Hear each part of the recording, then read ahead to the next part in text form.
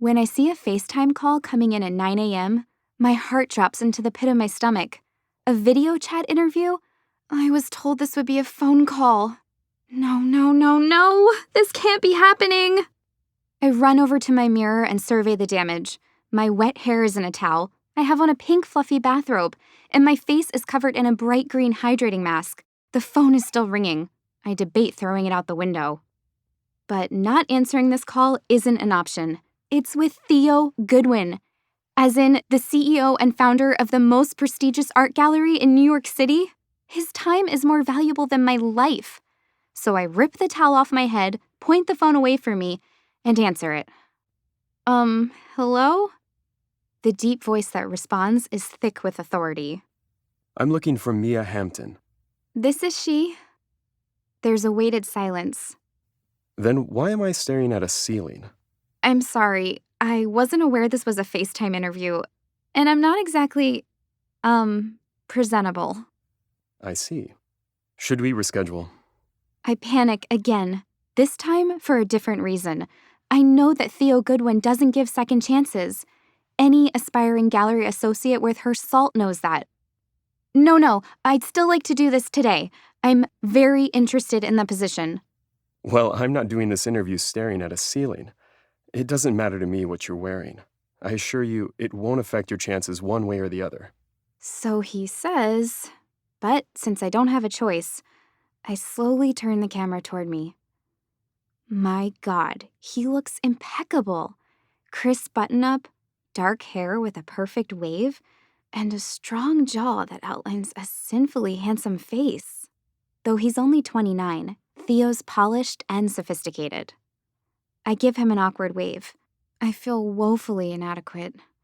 He blinks twice, but his expression is otherwise blank. Why does it look like the skin on your face is breaking? I squawk with laughter, no doubt sounding infinitely worse than I look. It's an age-defying face mask. It cracks like this when it's ready to come off. Theo shuffles some papers on his desk. Age-defying? Your resume says you're 22.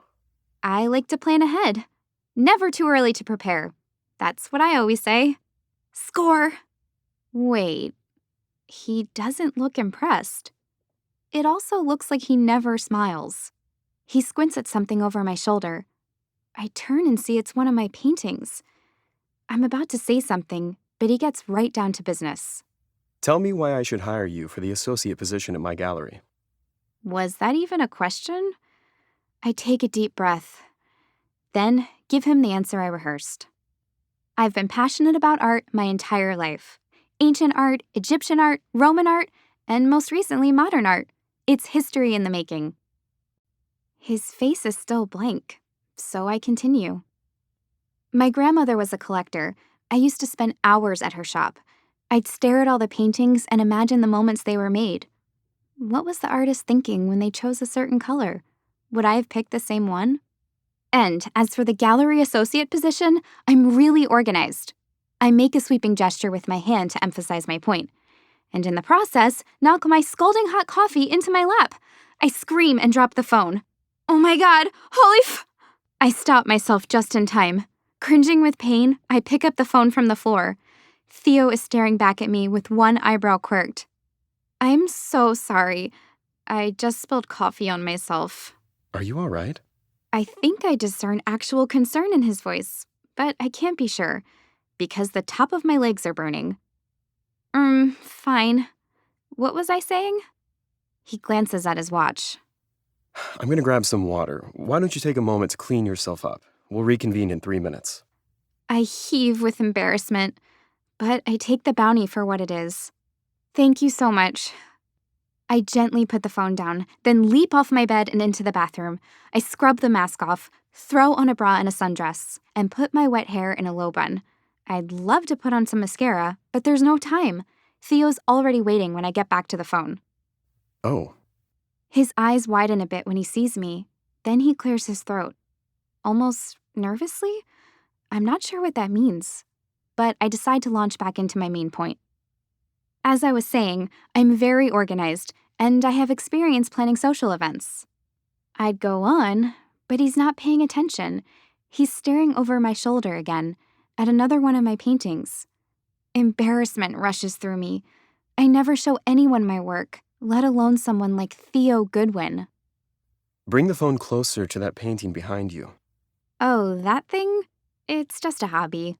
I made that one in high school. Theo's voice maintains its authoritative edge. I'd like to see it. Ashamed, I bring the phone closer to it. It doesn't sound like an impressed And isn't that just wonderful? Could this interview be going any worse? I try to steer the conversation back on track. So, like I was saying, I have experience planning major events, such as What's your favorite painting, Mia? If you had to choose one. I'm a little taken aback by the question, but I don't hesitate to answer. Oh, it's The Kiss by Marmot Channing, made in 1892. I'm familiar with the painting.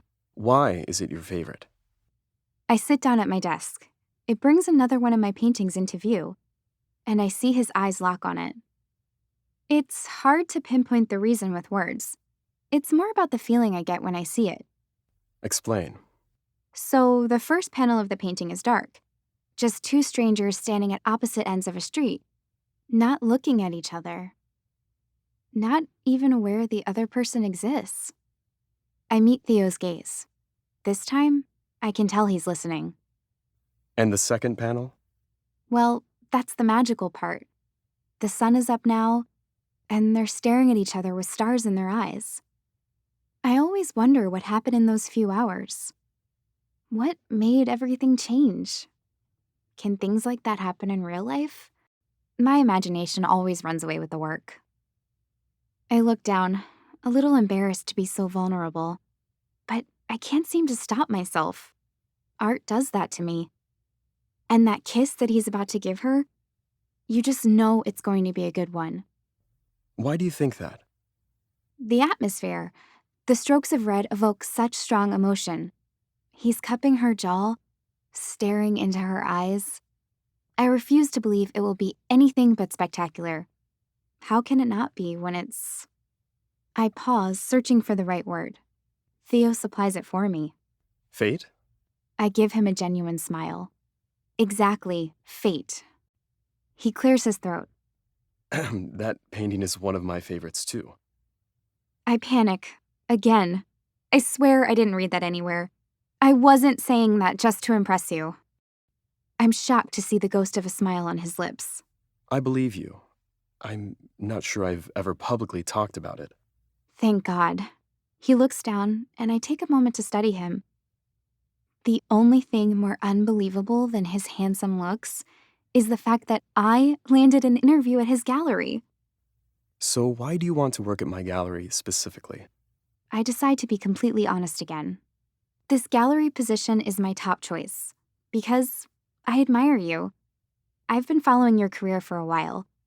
You've gotten where you are through hard work, and your taste in art is exquisite.